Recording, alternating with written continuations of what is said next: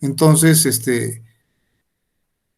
creo que ya estamos todos y ya me encuentro ya en condiciones de darles la clase. Bueno, si alguien quiere opinar o decir algo con toda confianza, pues ahora sí que me interrumpe, ¿no? Y me dice, ¿no? Se incorpora Alan. Y bueno, yo no voy a decir quién más se incorpora, automáticamente voy a dar de alta a quienes se vayan sumando. Bueno, pues miren, ya hemos expuesto en lo que fue todo el curso, cómo los cambios políticos, económicos, sociales que se han vivido en el mundo en las últimas décadas, concretamente a partir de los 90 al día de la fecha, generó la existencia de un Estado contratista, ya no tanto un Estado proveedor. El viejo estado del bienestar es un estado que se dedica a proveer bienes y servicios. Es un estado papá o un estado paternalista. Pero a partir de la década de los 90 cambia el paradigma y entonces surge la aparición del estado contratista. Es decir, un estado que promueve la libertad de los ciudadanos para que puedan realizar los contratos que estos estimen. Por eso le llaman, este periodo le llaman neoliberal, pero la palabra neoliberal viene del liberalismo.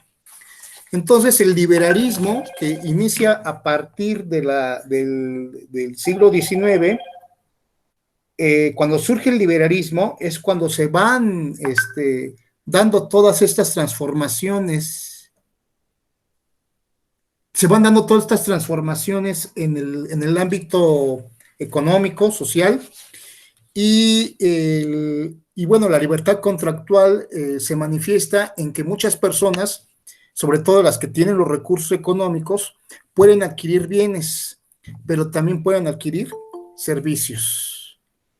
La adquisición de bienes y servicios, coloquialmente podríamos llamar compraventa.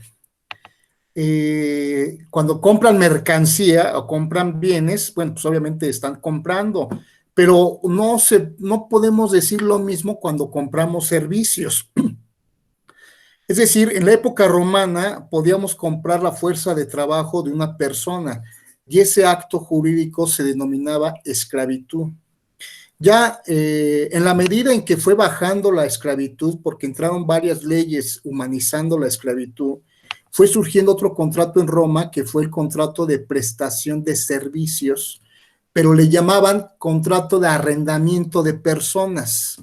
Es decir, los romanistas concebían que se podían rentar las cosas, pero también se podían rentar las personas. Quizás de ahí venga la expresión coloquial, ¿no? De que a ver, ¿de qué te rentas, no? Que significa ver quién paga por tus servicios.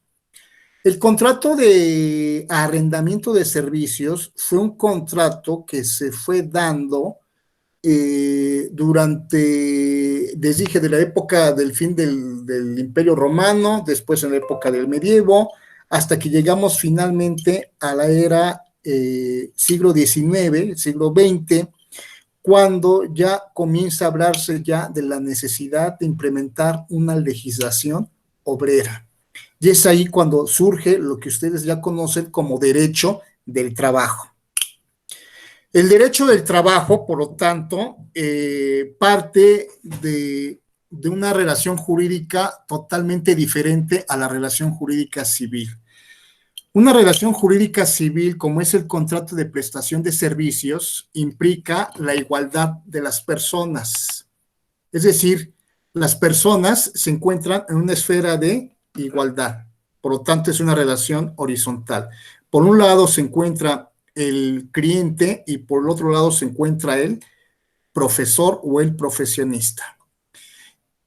Y un contrato de trabajo implica una relación desigual. Es más, podríamos representarla como una relación de tipo vertical, en el cual la parte supra, vamos a encontrar una persona que le vamos a denominar patrón, y la parte infra la vamos a denominar como trabajador. Son diferentes regímenes jurídicos, el contrato civil de prestación de servicios y el contrato laboral de trabajo. En México, en 1900, me parece que las primeras leyes laborales serán en México por 1915. No estoy seguro, o creo que sí estoy casi seguro, fue en el estado de Yucatán donde se dieron las primeras leyes laborales. En ese pasaje histórico que los historiadores llaman la Revolución Mexicana, muchos tenemos el chip de que la revolución fue Emiliano Zapata y Pancho Villa y Carranza, ¿no? Que todo se centró en la Ciudad de México y el norte. Pero en el sur del país, concretamente hablo de Yucatán, Yucatán, que en ese entonces era Yucatán, Campeche y Quintana Roo, a eso me refiero por Yucatán, no propiamente lo que hoy conocemos como el estado de Yucatán. Yucatán vive también un propio proceso de transformación revolucionaria al grado tal que, agárrense, el primer país socialista de América fue nada menos y nada más que Yucatán. Se adelantó a Cuba, se adelantó a Nicaragua, se adelantó a Chile y bueno. Resulta que en esa Yucatán revolucionaria salió la primera ley laboral, la ley de trabajo, y era un gobernador militar que mandara el entonces primer jefe Venustiano Carranza, fue Salvador Alvarado, y fue el quien emitió la primera legislación de trabajo. Posteriormente ya llegarían otros gobiernos revolucionarios, Felipe Carrillo Puerto, que fue un gobernador de Yucatán, que fue gobernador allá por el 1919 al 21. Pero ya para ese entonces, en la Ciudad de México, o concretamente en el país, se había aprobado la primera ley federal del trabajo. No, miento, se había aprobado la primera reforma constitucional. Bueno, más que la primera reforma constitucional, el artículo constitucional, que es el 123. El artículo 123, ya sé que quizás lo hayan visto en historia, pero estamos aprovechando el momento para ir repasando estos temas, ¿no? Que además se me hacen muy, muy interesantes para que podamos entender todas estas transformaciones políticas que se han dado en los últimos 100 años. Cuando Venustiano Carranza propone al Congreso Constituyente la reforma a la Constitución de 1857, agregan el artículo 5 de la Constitución una facultad para que el Congreso pueda emitir leyes de trabajo.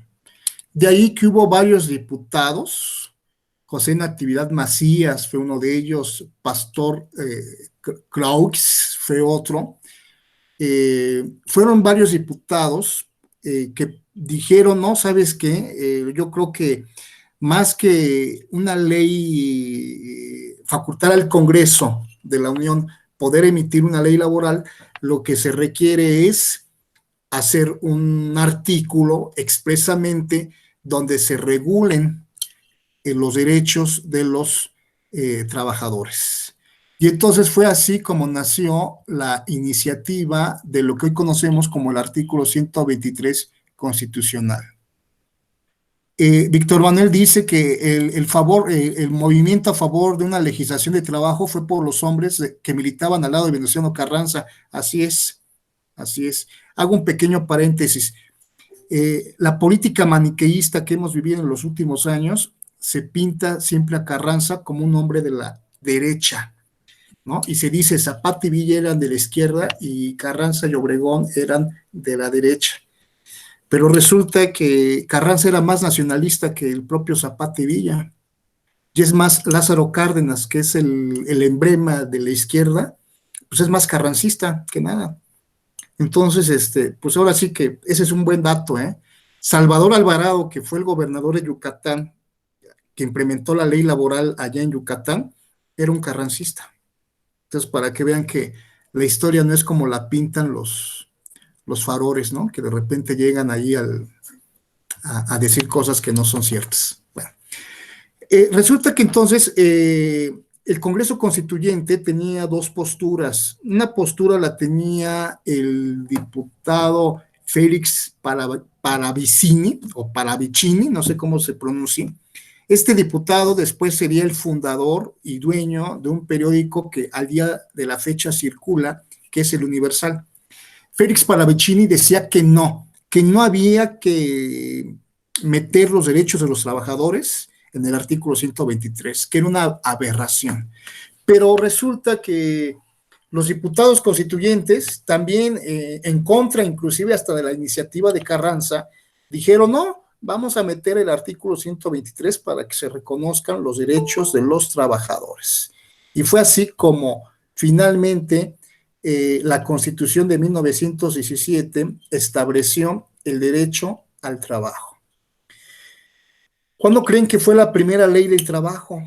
Si la Constitución fue de 1917, ¿cuándo fue la primera ley del trabajo? La primera ley del trabajo se dio hasta el año de 1931. Fíjense todo lo que tardó la primera. Tardamos, ¿qué serán? 27, 14 años para que se diera la primera ley del trabajo. Entonces, esta primera ley del trabajo, el 31, ya actualmente quedó abrogada. La ley vigente es del año de 1970. Ojo, 1970. ¿Qué estaba pasando en el mundo en el año de 1970? Bueno, yo sí les voy a decir qué pasaba, no en el 70, pero sí qué era lo que pasaba en el 68 mundial. En Francia se da un fenómeno, una revuelta estudiantil, donde los estudiantes paralizan las universidades y los obreros de Francia se van a una huelga general apoyando a los estudiantes, y eso provoca la caída del gobierno del general veterano de la Segunda Guerra Mundial, el general Charles de Gaulle, 1968, y esto es lo que se conoce como la Revolución de Mayo. Bueno, ¿qué pasó en México por esos años? Pues igual, México tenía pavor de que una experiencia así se viviera. Entonces, lo que ocurrió en ese entonces fue que se negoció con las centrales obreras que se vivían en ese momento. Una de ellas, la más poderosa, inclusive hasta de América Latina, era la CTM, la Confederación de Trabajadores de México. Y entonces negociaron una nueva ley federal de trabajo. Esa ley federal de trabajo se dio a conocer en 1970. Más tarde les voy a compartir ahí un blog donde les platico la historia de esta ley y cómo fue posible que el movimiento obrero, cómo el gobierno de aquel entonces negocia con el movimiento obrero para que el movimiento obrero mexicano no apoye a la revuelta estudiantil como había ocurrido en Francia y se vaya directamente a apoyar al gobierno para que después el gobierno, compensando su lealtad, les diera una ley federal de trabajo. Y por cierto, una ley federal de trabajo a favor del sindicalismo mexicano. Esta ley federal de trabajo de 1970 llega otra ley, llega una reforma muy importante que fue la reforma de 1980, que es la reforma procesal del trabajo. El presidente de aquel entonces era José López Portillo. El México de 1980 era un México que todavía no caía en la crisis económica del 81 y 82. El sexenio de José López Portillo, que fue de 6 años, 4 años, sus primeros 4 años fueron años de bonanza, de prosperidad.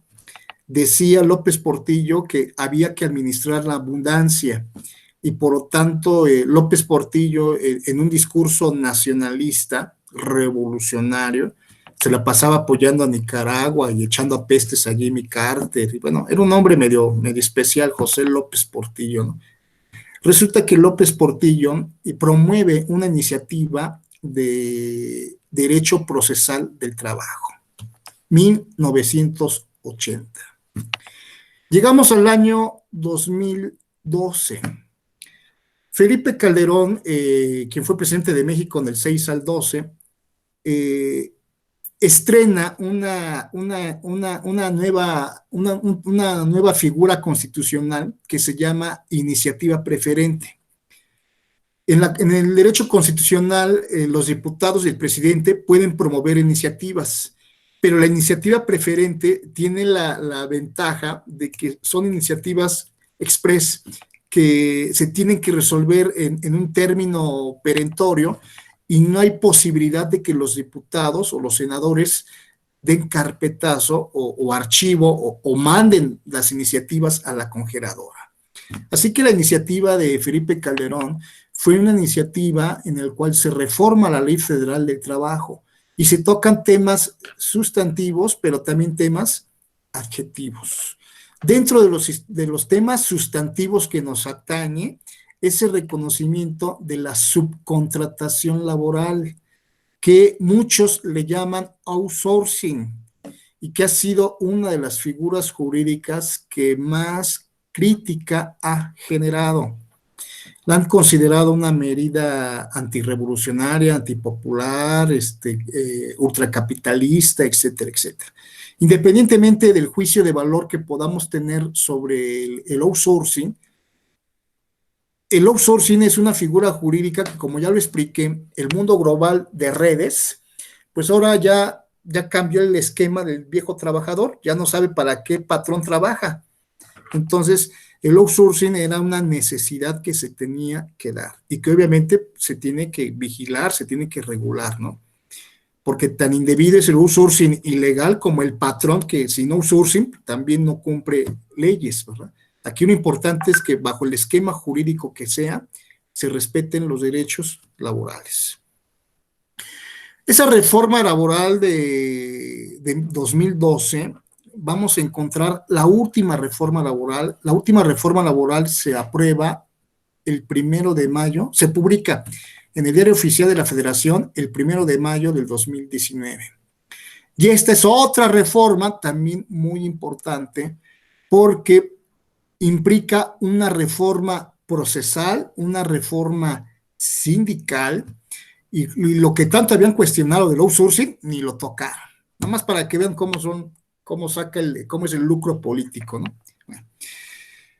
Pero esta reforma, la reforma del 1 de mayo de 2019, es una reforma que obedece a unas recomendaciones, entre comillas, del TEMEC. Entonces, por eso se hizo esa reforma laboral del 1 de mayo de 2019. Es una reglamentación de uno de los títulos del Tratado México-Estados Unidos-Canadá. Bueno, ahora sí, ya les platiqué la cuestión introductoria del derecho del trabajo. La libertad contractual. Retomo la cuestión de la libertad contractual. La libertad contractual, por lo tanto, implica que el trabajador supuestamente es libre de elegir al patrón que quiera y el patrón es libre de elegir también al trabajador que quiera. La verdad de los hechos es que no es así.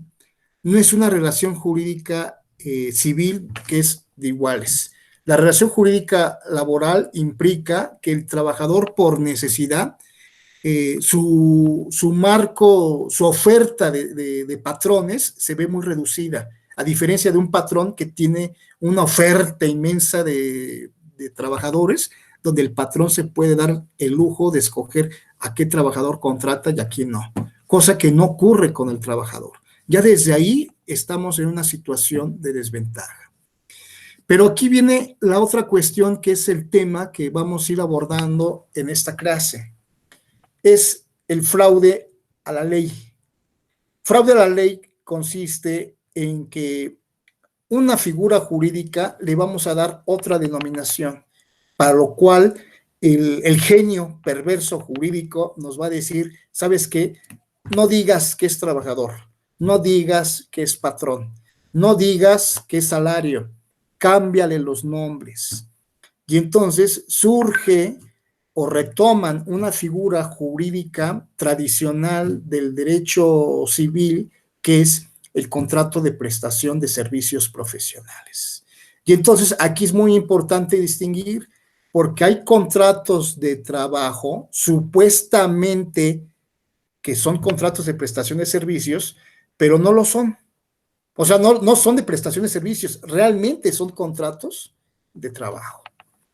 ¿Y por qué? La pregunta es, ¿por qué carajos hacen esas cosas? Bueno, pues lo hacen por la sencilla razón de que el patrón no quiere pagar impuestos. Así, el patrón o el empresario, como quieran llamarle, quiere buscar un ahorro y entonces dentro de ese ahorro le sale más barato para su empresa, pues no dar, no reconocer trabajadores. Por ahí escuché una participación, leí una participación, eh, dice Andrés Caes, para eliminar los pagos y los derechos. Pues así es, ¿no? Pero miren, no quiero que tomen esto como, no quiero que maniqueícen eso, ¿eh? Acuérdense lo que es el maniqueísmo, ¿eh? La lucha de buenos contra malos, ¿no? Ahora sí que nosotros, como somos latinoamericanos, somos personas muy, muy espirituales y creemos mucho en ángeles y demonios, ¿no? Y entonces eso lo queremos aterrizar en todos los campos, en la política y no se diga en el derecho.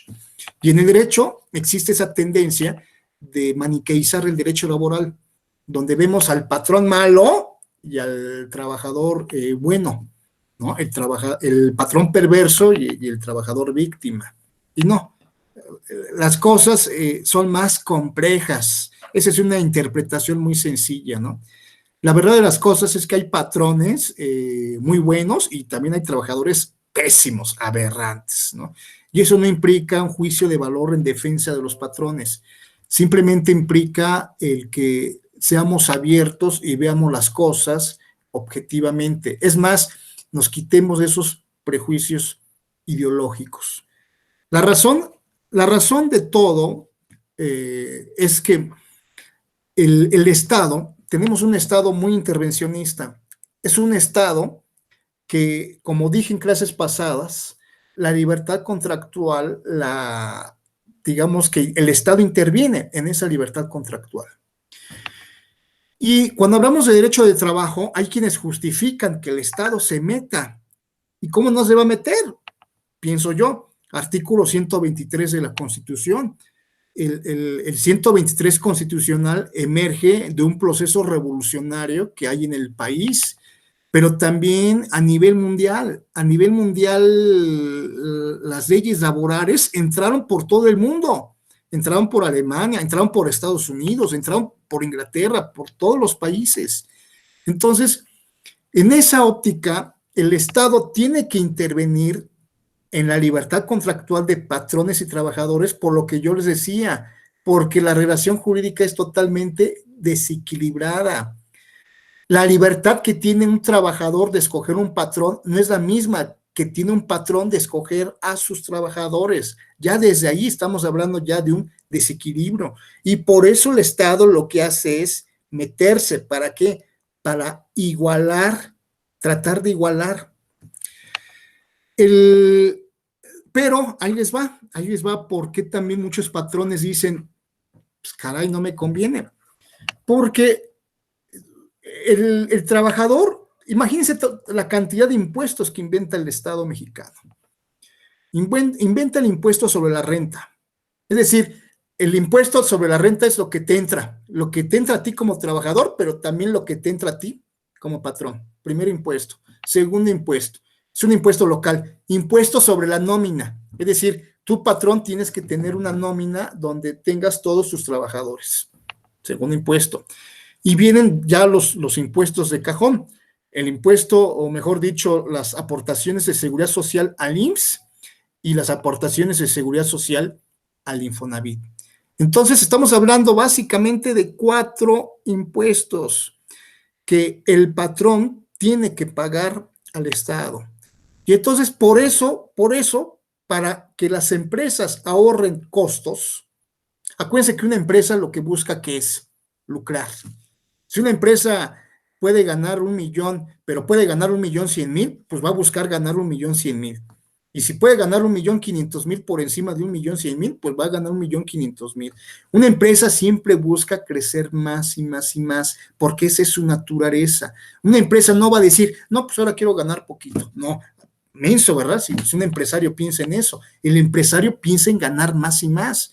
Y los impuestos implican costos a todas las utilidades que tienen las empresas. Por eso las empresas dicen, ay, como que mejor a esos trabajadores no les doy el carácter de trabajador, sino que mejor les doy el carácter de prestador de servicios profesionales. Y déjenme decirles que no nada más es el patrón quien hace eso, también lo hace el propio gobierno. El propio gobierno federal y los gobiernos locales y los gobiernos municipales, a través de las leyes de adquisiciones, contratan los servicios de profesionistas. Y entonces el esquema de un contrato de prestación de servicios implica nada más pagar IVA y el ICR. Y el IVA lo transfieren, por cierto, al trabajador, bueno, al prestador de servicios profesionales, al igual que el ICR. Por lo tanto, implica un costo reducido. El patrón no paga seguridad social, no paga nómina, no. Nada más le dice, ¿sabes qué? Te doy de alta por régimen de prestación de servicios profesionales. Bajo ese esquema de trabajador de prestación de servicios profesionales, hay dos modalidades. Está el honorarios y el salarios asimilados. Salarios asimilados, pues es un trabajador, porque implica que de manera periódica, de manera semanal o de manera quincenal, como se haya pactado, el supuesto cliente, que realmente es el patrón, va a pagar los asimilados a salarios a su profesionista. Y entonces el patrón tiene que reportar, el patrón entre comillas, el empresario, patrón o cliente, reporta eso a la autoridad y ya, santo remedio. En cambio, el régimen jurídico de contratación de honorarios, en sentido estricto, implica que entonces sí el profesionista dé un comprobante fiscal por los servicios que ha prestado.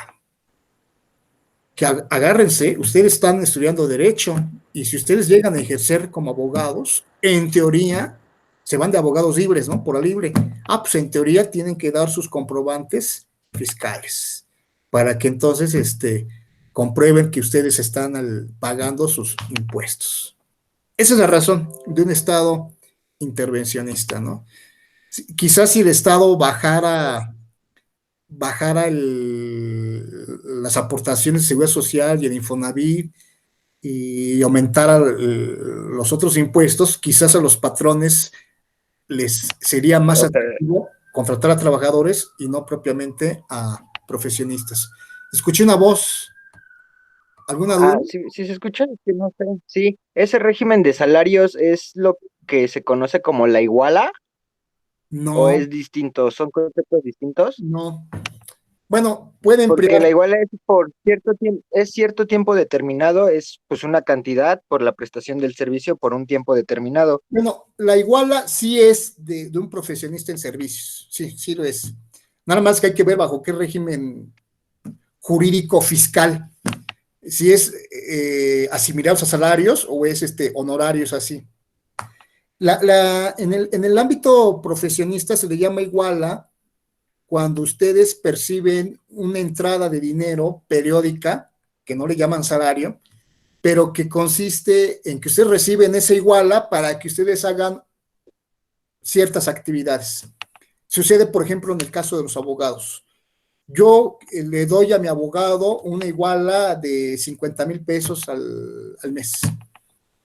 Pero me atiende 800 asuntos. Le doy 1,000 asuntos, todos los que pueda atender con esa cantidad iguala.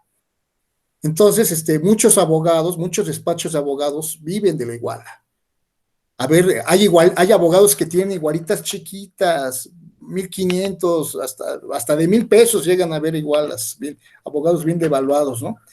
Pero hay abogados que reciben unas super igualas de más de 100,000 pesos, más, y tratan varios asuntos. Ojalá sean de esos abogados igualados que tengan su mega igualota y puedan atender muchos asuntos, ¿no? Pero no necesariamente es bajo el régimen de salario, también puede ser de lo de honorarios, la Sí, es iguala. el bajo régimen de honorarios. El régimen de salarios generalmente son trabajadores, nada más que no les dan seguridad social, no les dan Infonavit, no les dan nada. Entonces, dice Andrés que son diferentes, sí, son diferentes. A ver, hagamos la diferencia. Trabajadores, Ley Federal del Trabajo, ¿está claro? Prestación de servicios profesionales, Código Civil. Pero las leyes fiscales dan una modalidad diferente al asimilados a salarios y al de honorarios en sentido estricto.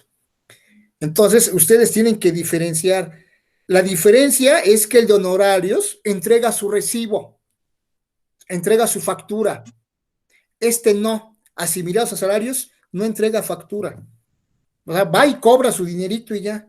El Okay. patrón es el que paga, reporta al fisco, hace sus declaraciones, pero el de honorarios sí tiene que hacer sus declaraciones. Esa es la diferencia entre un régimen jurídico y el otro. ¿Sí? Ok, sí, era eso, profe. Muchas gracias. Bueno, igual, si alguien le bota una duda, hablen ahora o callen para siempre, ¿no? Bueno, pues entonces tenemos lo que yo les decía, ¿no? Que no es tanto, que quede claro, no es tanto que los patrones sean malos, que sean perversos, no, son codos, eso sí, son codos, son agarrados, ¿no? Pero buscan ellos la cuestión de la utilidad, la ganancia. Entonces, para ellos es más fácil contratar bajo un esquema que no les genere el pago de tantos impuestos. Ese es el problema. El problema de este país es la injusta recaudación fiscal. Entonces, el Estado inventa un impuesto y genera estos desajustes, ¿no? ¿Y quiénes salen perdiendo? Pues obviamente los trabajadores son los que pierden. Ahora bien, el, debemos tomar en cuenta algo muy importante, ¿no? Esta idea, idea demasiado ideologizada, maniqueísta, de los patrones malos y los trabajadores buenos, ¿no? Parte de nuestra formación de estudiantes de la UNAM, de universidad pública y de bachillerato público, pues se nos ha inculcado esta visión combativa, ¿no? Lo que llamamos conciencia de clase, ¿no? Y la conciencia de clase, si esos conocimientos marxistas le agregamos nuestra formación espiritual católica cristiana de la lucha de ángeles contra demonios, pues imagínense la licuadora que sacamos, ¿no? Sacamos un patrón malísimo y un trabajador explotado, débil, pobre, que se tiene que organizar, ¿no? El Estado mexicano del siglo XX fue un Estado así, ese fue su discurso jurídico. Así hablaba Echeverría, hablaba López Portillo, o sea, tenían un discurso antipatronal, antiempresarial, y el Estado era el proveedor de los empleos. Ojo, eso es algo muy importante que no debemos perder de vista. Era un Estado intervencionista. ¿Por qué era un Estado intervencionista? Porque hasta las empresas eran propiedad de, ¿qué creen? Del gobierno. O sea, el gobierno no solamente tenía sus dependencias de Estado, sus secretarías de Estado, organismos descentralizados como los conocemos hoy en día en el derecho administrativo, sino que también el Estado tenía sus empresas paraestatales. El Estado era dueño de cines, era dueño de talleres, de pequeñas industrias, o sea, el Estado tenía cantidad de empresas. Entonces, cuando se da este proceso, digamos, de transformación económica en todo el mundo, se da esto que yo les decía en clases pasadas, el Estado tiene que privatizar. Les decía que el Estado tenía que desregularizar, privatizar y recortar. Bueno, privatizar implicaba que muchas empresas pasaban a venta de los particulares para que los particulares adquirieran esas empresas. Y por lo tanto, el Estado deja de ser, lo que les he dicho infinidad de veces, el Estado deja de ser proveedor para convertirse en un Estado promotor del contractualismo. Pues entonces resulta que las empresas comienzan a crecer, crecen y crecen. Crece ahora sí que el ideal del mexicano pobre de aquel entonces, clase mediero, era tener una tiendita. No, pues ahora sí, gracias a estos procesos de privatización, pues entonces comienza a promoverse lo que llaman la MIPIM, la micro y pequeña empresa. Y entonces se arman muchas tienditas, muchos tallercitos, muchas panaderías, muchos puestecitos. Pues esos son empresas. Y entonces esas empresas, fíjense nada más el gran reto de la legislación laboral que tampoco lo han tocado. Cuando se concibió el derecho laboral en el año del 31 y en la reforma en la ley del 1970 y todavía la de López Portillo del 80, se tenía una visión de un Estado fuerte con las empresas transnacionales y por lo tanto en esta lucha ideológica el derecho laboral era como una especie de carta de obligaciones mínimas que tenían que cumplir ¿quiénes? Los patrones. Y el Estado era el defensor de los trabajadores. Esa es la visión estatista de los años 70. Pero, ¿qué pasó? Cuando se da la privatización, estas empresas, hagan de cuenta que se multiplican. Hay macroempresas, hay empresas medianas, empresas chicas y empresas chiquititas. Y entonces, si hacemos una escala, una pirámide, vamos a encontrar que son más las pequeñas empresitas. Bueno, entonces, esas empresitas, ese mínimo de derechos que establece la Ley Federal del Trabajo, agárrense, para estas pequeñas empresitas chiquitas, ese mínimo de derechos es mucho. De ahí que surgió la necesidad, que no la han aprobado, surge la necesidad de crear una especie de derecho laboral, digamos, para patrones pobres, porque los patrones ricos, eso sí pueden pagar salario, pueden pagar horas extras, o sea, todo lo que establece la Ley Federal de Trabajo lo puede pagar y aún más. Es más, para que vean la desigualdad que vivimos, el trabajador de una empresa grande no es el mismo trabajador de una empresa chica. El trabajador de una empresa grande puede inclusive tener sindicatos y puede tener, aparte de la Ley Federal del Trabajo, puede tener derechos plasmados en el contrato colectivo de trabajo.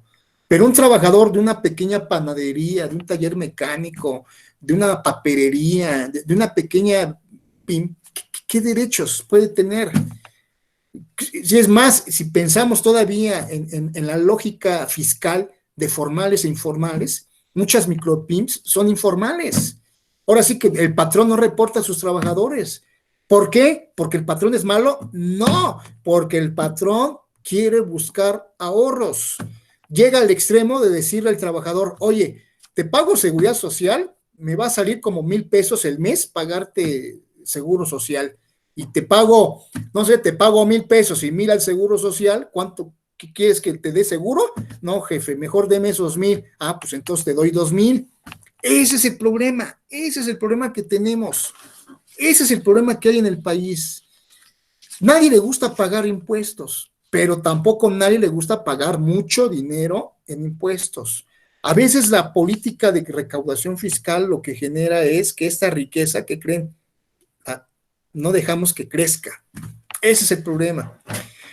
Y por eso les decía que estas pequeñas micropymes, bueno, pues tenemos el caso de peluqueros, peluquerías estéticas, pequeñas tienditas, traparerías, donde hay trabajadores que, pues, ni siquiera son ni siquiera son prestadores de servicios, ni siquiera son trabajadores. ¿Qué son? El lenguaje fiscal les llama a esas personas, despectivamente les llama informales. Bueno, ya nomás nos quedan 5 minutos y me reduzco. Todavía esto se complica aún más. Año 2020. El problema que se viene es el aumento del llamado trabajo no asalariado. Ojo, el trabajo nunca va a desaparecer, ¿eh? Nunca. Se van a morir y el trabajo sigue. Pero las modalidades en que los seres humanos nos organizamos para contratar los servicios de las personas, ¿esa qué creen? Sí se transforma. Ya desapareció la esclavitud, desapareció el feudalismo, después surgió el proletariado o el movimiento obrero, donde había patrones y obreros, y el siguiente nivel es el contractualismo del llamado trabajador libre o llamado freelance, o les llaman estos trabajadores no asalariados. Y entonces, pues son partes, es parte de esta transformación económica y tecnológica. Antes, por ejemplo, había una pizzería muy famosa que tenía sus motociclistas que se dedicaban a repartir pizzas. Pues ya, eso ya es obsoleto. Ustedes ya bajan de una aplicación y ustedes si quieren chambear de eso, chambean. No se diga el taxista.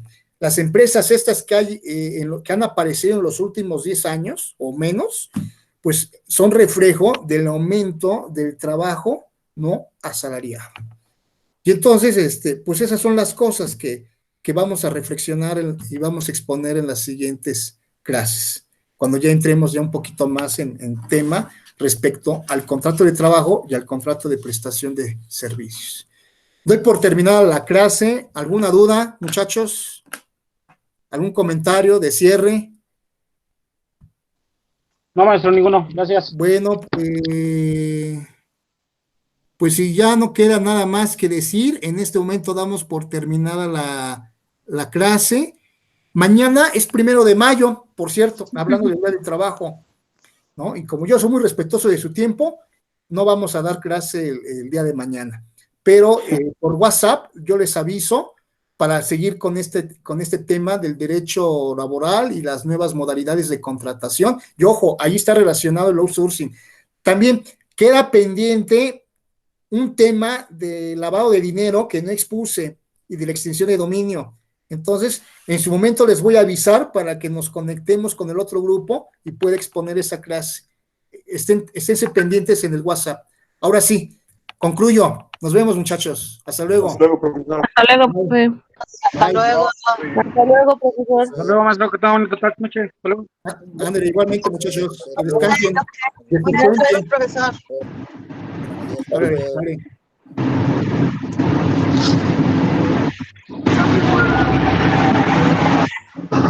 ¿Qué? Doctor, ¿Qué? estoy diciendo que, bro. Sí, ya salí. Tu madre.